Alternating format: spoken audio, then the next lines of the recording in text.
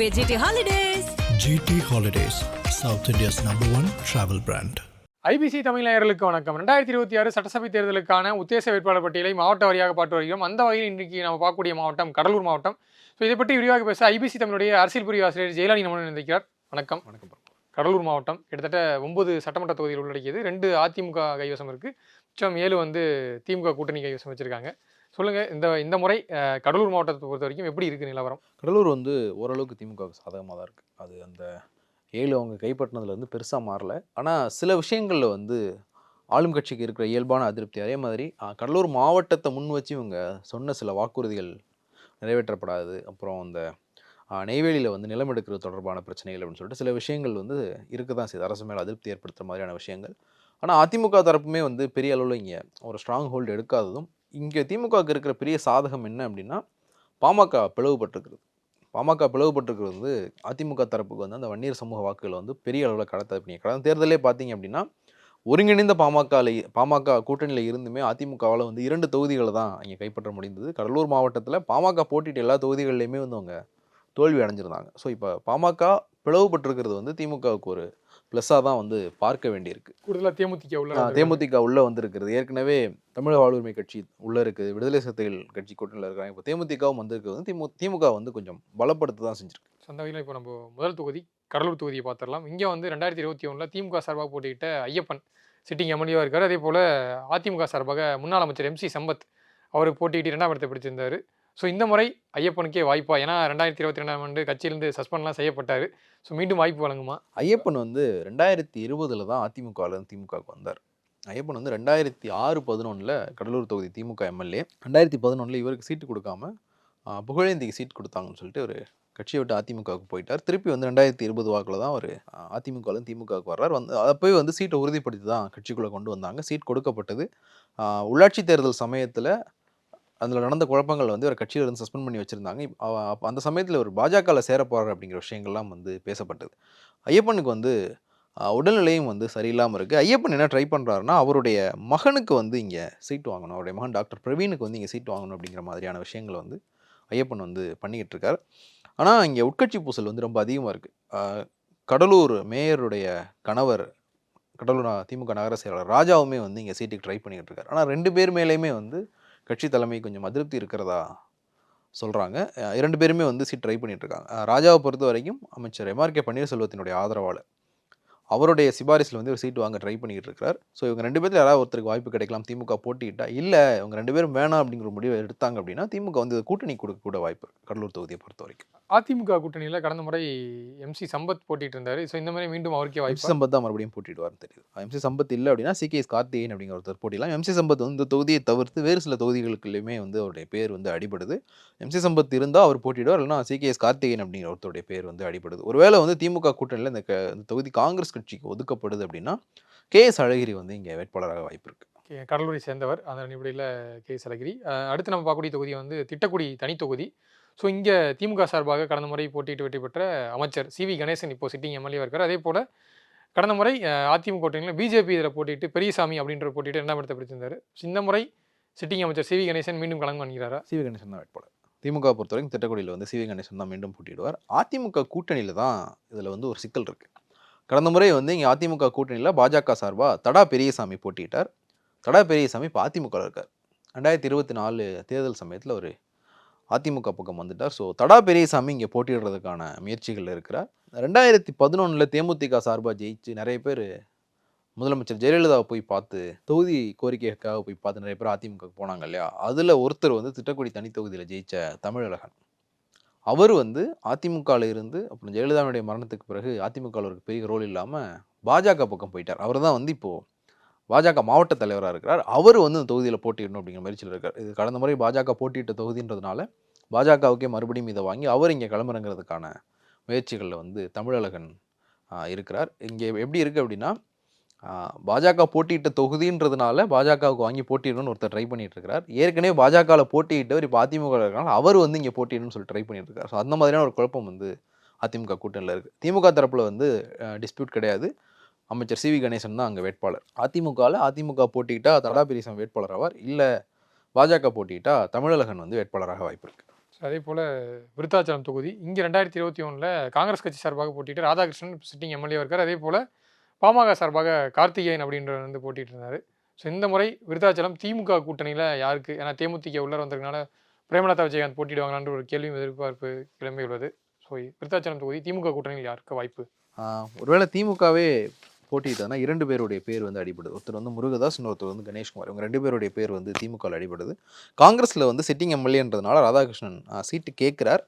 ஆனால் இது காங்கிரஸுக்கு இந்த முறை இந்த தொகுதி ஒதுக்குவாங்களா அப்படின்னு தெரியல. ஏன்னா நம்ம ஏற்கனவே கடலூர் தொகுதி பேசும்போது கடலூரை கூட்டணி கட்சிக்கு ஒதுக்குவாங்க அப்படிங்கிற அடிப்படையில் பேசியிருந்தோம். ஸோ கடலூர் வந்து காங்கிரஸுக்கு ஒதுக்கப்பட்டு இதை வந்து திமுகவே போட்டியிட வாய்ப்பு இருக்குது. இல்லை அப்படின்னா பிரேமலதா வந்து விஜயகாந்த் வெற்றி பெற்ற 2 தொகுதிகளையுமே வந்து அவங்க தேமுதிகவை கேட்டிருக்காங்க. விருதாச்சலம், ரிஷிவந்தியம் இந்த 2 தொகுதிகளையுமே கடந்த முறை வந்து பிரேமலதா விருதாச்சலம் தொகுதியில் போட்டிட்டாங்க 2021 3ஆம் இடத்தை பிடிச்சிருக்காங்க. ஸோ இது தேமுதிகவும் வாங்க வாய்ப்பு இருக்குது. வாங்கினா பிரேமலதா போட்டியிட வாய்ப்பு இருக்கிற தொகுதிகளில் வந்து இந்த தொகுதியும் ஒன்று. அதிமுக கூட்டணியில் யாருக்கான வாய்ப்பு இருக்குது? ஏன்னா பாமக கடந்த முறை போட்டிட்டு இருந்தாங்க. பாமக வந்து விருதாச்சலத்தை கேட்பாங்கன்னு தெரியல. அதிமுக நேரடியாக போட்டியிட தான் வாய்ப்பு இருக்குது. அதிமுகவில் வந்து ஒரு 2 பேருடைய பேர் வந்து அடிபடுது. அருளழகன், பிஆர்சி செந்தில்குமார், இவங்க 2 பேருடைய பேர் வந்து விருதாச்சலம் தொகுதியில் வந்து அதிமுகவுக்கு அடிபடுது. பாமக வந்து இந்த மாவட்டத்தில் வேறு சில தொகுதிகளை குறி வச்சிருக்காங்க. ஸோ விருதாச்சலத்தை அவங்க கேட்பாங்களான்னு தெரியல. விருதாச்சலத்தை கேட்டாங்கன்னா விருதாச்சலம் தொகுதியினுடைய முன்னாள் எம்எல்ஏ கோவிந்தசாமி வந்து வேட்பாளர் ஆகலாம். ஸோ அவர் வேற ஒரு தொகுதியில் வேட்பாளர் நிறுத்துறதுக்கான முயற்சியிலையுமே வந்து பாமக இருக்கிறாங்க. ஸோ அது கூட்டணி பேச்சுவார்த்தைகளுக்கு பிறகு தான் அது முடிவாகும். அதே அடுத்து நெய்வேலி தொகுதி இங்கே வந்து 2021 திமுக சார்பாக போட்டிட்ட சபா ராஜேந்திரன். ஸோ அவர் வந்து இப்போ சிட்டிங் எம்எல்ஏ இருக்காரு. பாமக வந்து அதே போல் கடந்த முறை அதிமுக கூட்டணியில் ஜெகன் அப்படின்ற போட்டிட்டு 2ஆம் இடத்தை பிடிச்சிருந்தாரு. ஸோ இந்த மாதிரி திமுக கூட்டணியில் திமுகவை நேரடியாக களம் காண்கிறதா யாருக்கு வாய்ப்பு? திமுக நேரடியாக போட்டிட்டா சபாராஜன் தான் மறுபடியும் போட்டிடுவார். சிட்டிங் எம்எல்ஏன்றதுனால அவரே வந்து மறுபடியும் போட்டிடுறதுக்கான வாய்ப்பு தான் அதிகமாக இருக்குது நெய்வேலியை பொறுத்த வரைக்கும். அவர்கிட்ட இருந்து தொகுதி வந்து வெளியில் போக வாய்ப்பு இல்லை. திமுகவில் வந்து சபாராஜேந்திரனை தவிர வேற ஒரு பேர் வந்து நெய்வேலியில் இல்லை. அதிமுகவை பொறுத்த வரைக்கும் சொரத்தூர் ராஜேந்திரன் வந்து இங்கே போட்டியிட வாய்ப்பு இருக்குது அப்படின்னு சொல்கிறாங்க. அவர் வேற ஒரு தொகுதியிலையுமே வந்து அவர் பேர் அடிபடுது. இங்கே வந்து அவருடைய சாய்ஸ் வந்து நெய்வேலியாக இருக்குது. சொரத்தூர் ராஜேந்திரனுடைய சாய்ஸ் வந்து நெய்வேலியாக இருக்குது அப்படின்னு சொல்கிறாங்க. கூட்டணியில் வந்து இதை வந்து பாமக வந்து அவங்களுக்கு வாங்கிடணும் அப்படிங்கிற ஒரு முயற்சியில் இருக்கிறாங்க. பாமக வாங்கினாங்க அப்படின்னா கடந்த முறை போட்டியிட்ட ஜெகன் வந்து இப்போ ராமதாஸ் தரப்பில் இருக்கிறார். அன்புமணி தரப்பு வந்து அதிமுக கூட்டணியில் வந்து அவங்க போட்டியிட்டாலும் ராமதாஸ் தரப்பு வந்து வேட்பாளர் வந்து இங்கே களமிறக்கப்பட வாய்ப்பு இருக்குது. ஜெகனே வந்து இங்கே மறுபடியும் வேட்பாளர் ஆகலாம். அன்புமணி தரப்பில் வந்து 2 பேருடைய பேர் வந்து அடிபடுது. ஒருத்தர் வந்து விருதாச்சலம் எக்ஸ்எம்எல்ஏ கோவிந்தசாமி சொன்னேன் இல்லையா, விருதாச்சலம் அவருடைய பேர் வந்து அடிபடுது. அதே மாதிரி ரவிச்சந்திரன், இவங்க 2 பேருடைய பேர் வந்து அன்புமணி தரப்பில் வந்து பாமக இங்கே அடிபடுது. கடந்த முறை வந்து ஒரு 1000 வாக்குகள் வித்தியாசத்தில் தான் இங்கே திமுக வெற்றி பெற்றிருந்தது. அரௌண்ட் 1000 ஓட்ஸில் தான் வந்து வெற்றி தோல்வி தீர்மானிக்கப்பட்டிருந்தது. அதனால் பாமக இந்த தொகுதி வந்து பாமக கேட்குறாங்க. அன்புமணி தரப்பில் கோவிந்தசாமி, ரவிச்சந்திரன் இவங்க 2 பேருக்கு வாய்ப்பு இருக்குது. ராமதாஸ் தரப்பில் வந்து ஜெகன் மறுபடியும் களமிறங்குவார்னு தெரியுது. இன்னொரு விஷயம் வந்து வேல்முருகன் வந்து இங்கே போட்டியிடலாம் அப்படிங்கிற ஒரு பேச்சு இருக்கு. நெய்வேலி தொகுதி பண்ருட்டிலேருந்து நெய்வேலிக்கு அவர் வந்து மாறலாம் அப்படிங்கிற ஒரு பேச்சு வந்து இங்கே இருக்குது. அடுத்து பண்ருட்டி தொகுதி பார்த்தலாம். பண்ருட்டி தொகுதியில் தமிழக வாழ்வுரிமை கட்சி தலைவர் வேல்முருகன் திமுக கூட்டணி சார்பாக போட்டிட்டு வெற்றி பெற்றிருந்தார். அதே போல் அதிமுக சார்பாக ராஜேந்திரன் அப்படின்றது 2ஆம் இடத்தை பிடிச்சிருந்தார் 2021. இந்த முறை நீங்கள் சொன்ன மாதிரி வேல்முருகன் தொகுதி மாறிடாரா இல்லை பண்ருட்டியில் கிளம்புறதுக்கான வாய்ப்பு? பண்ருட்டியில் வந்து நான் போட்டியிட மாட்டேன் அப்படின்னு சொல்லிட்டு வேல்முருகன் சொல்லிட்டார். ஏன் வந்து நான் நெய்வேலியை சொன்னேன் அப்படின்னா, நெய்வேலியில் வந்து அவருடைய வேல்முருகனுடைய சகோதரர்கள் வந்து அங்கே தேர்தல் வேலையை தொடங்கிட்டாங்க. வேல்முருகனுக்கான தேர்தல் வேலைகள் வந்து நெய்வேலியில் ஏற்கனவே தொடங்கிருச்சு அப்படிங்கிற செய்திகள் வருது. ஸோ அதனால தான் வந்து நெய்வேலியில் அவர் போட்டியிட வாய்ப்பு இருக்குது அப்படிங்கிறத வந்து நான் சொன்னேன். பண்ருட்டியில் வந்து திமுகவை பொறுத்த வரைக்கும் 2 பேருடைய பேர் வந்து அடிபடுது. ஒருத்தர் வெங்கட்ராமன், ஒருத்தர் வந்து ராஜேந்திரன். அதிமுகவில் வந்து முன்னாள் எம்எல்ஏ சத்யா பன்னீர்செல்வம் பேர் வந்து அடிபடுது. அடுத்து பார்க்கக்கூடிய தொகுதி வந்து குறிஞ்சிப்பாடி. ஸோ இங்கே வந்து திமுக அமைச்சர் எம்ஆர்கே பன்னீர்செல்வம் வந்து இப்போ சிட்டிங் எம்எல்ஏவாக இருக்கார். அதே போல் அதிமுக சார்பாக கடந்த முறை போட்டிட்டு செல்வி ராமஜெயம் அவங்க வந்து 2ஆம் இடத்தை பிடிச்சிருந்தாங்க. ஸோ இந்த முறை திமுக சார்பாக எம்ஆர்கே பன்னீர்செல்வம் தான் வாய்ப்பாக எம்ஆர்கே தான் வந்து மறுபடியும் இங்கே போட்டியிடுவார்.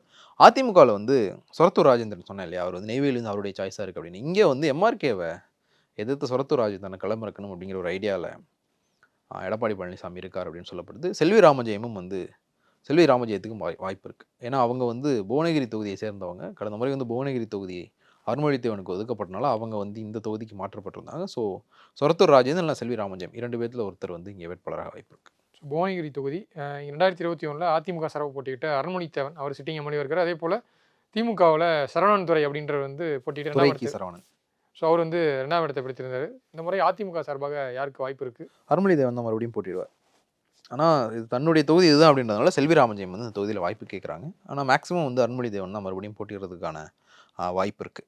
திமுக கூட்டணியில் யாருக்கான வாய்ப்புகள் இருக்குது? திமுக கூட்டணியில் வந்து 3 பேர். வேல்முருகனுக்கு வந்து ஒருவேளை புவனகிரி தொகுதி ஒதுக்கப்பட்டாலும் ஒதுக்கப்படலாம். நெய்வேலி எல்லாம் புவனகிரி. அது இல்லாமல் திமுகலே பார்த்தோம் அப்படின்னா துரைக்கி சரவணன் 2016-21 எம்எல்ஏவாக இருந்தவர், புவனகிரி தொகுதியுடைய எம்எல்ஏவாக இருந்தவர். அது போக வந்து இன்னொரு பேர் இங்கே அடிபடுறது வந்து எம்ஆர்கே பன்னீர்செல்வத்துடைய மகன் கதிரவனுடைய பேர் வந்து அடிபடுது. எம்ஆர்கே வந்து இந்த முறை வந்து தனக்கும் சீட் கேட்குறார், தன்னுடைய மகனுக்கும் வந்து சீட் கேட்குறார். அதை வந்து தலைமை எந்த அளவுக்கு ஒத்துக்குவாங்கன்னு தெரியல. திமுக நிறைய சீனியர்கள் அவங்களுடைய மகன்களுக்கு நாங்களும் நிற்கிறோம், எங்கள் பையனும் பசங்களுக்கும் சீட் கொடுங்க அப்படின்னு கேட்டுக்கிட்டு இருக்காங்க. அதில் வந்து ஒன்று கடலூர் மாவட்டம், அதில் கதிரவனுடைய சாய்ஸாக வந்து புவனகிரி தொகுதியும் வந்து இருக்குது. அதே போல் அடுத்து பார்க்கக்கூடிய தொகுதி வந்து சிதம்பரம் தொகுதி. ஸோ இங்கே 2021 அதிமுக சார்பாக போட்டிட்ட கே பாண்டியன். ஸோ அவர் வந்து சிட்டிங் எம்எல்ஏ இருக்கார். அதே போல் கடந்த மாதிரி திமுக கூட்டணியில் இந்திய முஸ்லீம் லீக் ஸோ அப்துல் ரஹ்மான் அப்படின்ற போட்டிட்டு இரண்டாம் இடத்தை பிடிச்சிருந்தாரு. ஸோ இந்த மாதிரி அதிமுக கூட்டணியில் யாருக்கான வாய்ப்புகள் இருக்குது சிதம்பரம் தொகுதி? அதிமுகவில் வந்து சிட்டிங் எம்எல்ஏ பாண்டியன் வந்து மறுபடியும் சீட்டு கேட்குறாரு. அவர் அடுத்து பார்க்கும்போது செந்தில்குமார், எம்எஸ்என் குமார் அப்படிங்கிற 2 பேருடைய பேர் வந்து அதிமுகவில் அடிபடுது. நான் பாண்டியனுக்கு தான் வந்து சான்ஸ் இருக்கும் அப்படின்னு தோணுது. சிட்டிங் எம்எல்ஏனால அவருக்கே வந்து மறுபடியும் இங்கே சீட் கொடுக்க தான் வாய்ப்பு அதிகம். திமுக கூட்டணியில் யாருக்கான வாய்ப்பு இருக்குது? திமுக நேரடியாக கிளம்புறாங்களா? திமுக இந்த முறை வந்து நேரடியாக கிளம்புறாங்கன்னு தோணுது. சிதம்பரம் தொகுதியை பொறுத்த வரைக்கும் கூட்டணியிலையுமே வந்து ஒரு சாய்ஸ் இருக்குது. ஒன்று ஐயுஎம்எலுக்கு வந்து தொகுதி வந்து மறுபடியும் கொடுக்கறதுக்கான வாய்ப்பு வந்து ரொம்ப ரொம்ப குறைவு. இது வந்து திமுக நேரடியாக போட்டியிட்டது அப்படின்னா புவனகிரி தொகுதியில் நம்ம திமுக வேட்பாளர்களாக யாரை பார்த்தோமோ அவங்க 2 பேரை தான் வந்து இங்கேயும் சொல்லணும். ஒருவேளை புவனகிரி வேல்முருகனுக்கு ஒதுக்கப்பட்டது, கூட்டணிக்கு ஒதுக்கப்பட்டது அப்படின்னா அந்த 2 பேரும் வந்து இங்கே வாய்ப்பு கேட்குற ஐடியாவில் இருக்கிறாங்க. துரைக்கி சரவணன், அப்புறம் எம்ஆர்கே பன்னீர்செல்வத்துடைய மகன் கதிரவன். இதில் இன்னொரு வாய்ப்பும் வந்து சொல்கிறாங்க. என்னென்னா, அமைச்சர் எம்ஆர்கே பன்னீர்செல்வம் குறிஞ்சிப்பாடி தொகுதியில் அவருடைய மகனை போட்டியிட வச்சுட்டு அவர் வந்து புவனகிரிக்கோ சிதம்பரத்துக்கோ போவார் அப்படின்னு வந்து சொல்கிறாங்க. அதில் வந்து எந்த அளவுக்கான சாத்தியம் வந்து அதில் இருக்குன்னு தெரியல. ஒருவேளை புவனகிரி தொகுதியில் திமுக போட்டியிடலை அப்படின்னா கதிரவன், துரைக்கி சரவணன் 2 பேரும் வந்து சிதம்பரம் தொகுதியிலையும் வந்து வாய்ப்பு கேட்குறாங்க. ஸ்ரீதர் வாண்டையார் வந்து இப்போது திமுக கூட்டணிக்கு வந்திருக்கார். அவர் 2011 திமுக கூட்டணி வேட்பாளராக இங்கே போட்டிட்டுருக்கார். ஸோ ஒருவேளை அவருக்கு வந்து தொகுதி கொடுக்கப்பட வாய்ப்பு இருக்குது. அவர் தஞ்சாவூரில் வந்து தொகுதியை கேட்டிருக்கார். தஞ்சாவூரில் வந்து ஏற்கனவே வந்து திமுகவுக்கு நிறைய சிக்கல்கள் இருக்குது. பொட்டன்ஷியல் கேண்டிடேட்ஸ் வந்து நிறைய பேர் இருக்காங்க தஞ்சாவூரை பொறுத்த வரைக்கும். ஒருவேளை வந்து மறுபடியும் ஸ்ரீதர் வாண்டையார் வந்து சிதம்பரத்தில் அவங்க கிளம்பறக்க ட்ரை பண்ணலாம். ஸோ அடுத்து பார்க்கக்கூடிய தொகுதி வந்து காட்டுமன்னார் கோயில். இங்கே வந்து 2021 திமுக கூட்டணியில் விடுதலை சிறுத்தைகள் கட்சியை சேர்ந்த சிந்தனை செல்வன் அவர் வந்து போட்டிட்டு வெற்றி பெற்று சிட்டிங் எம்எல்ஏவாக இருக்கார். அதே போல் அதிமுகவை சேர்ந்த முருகுமாறன் அவர் வந்து 2ஆம் இடத்தை பிடிச்சிருந்தார். ஸோ இந்த முறை காட்டுமன்னார் கோயில் மீண்டும் விடுதலை சிறுத்தைகள் காட்டுமன்னார் கோயில் வந்து விடுதலை சிறுத்தைகள் கட்சி கேட்பாங்க. ஏன்னா அது வந்து கிட்டத்தட்ட அது அவங்களுடைய தொகுதி மாதிரி. 2006 இங்கே ரவிக்குமார் வெற்றி பெற்றிருந்தார்.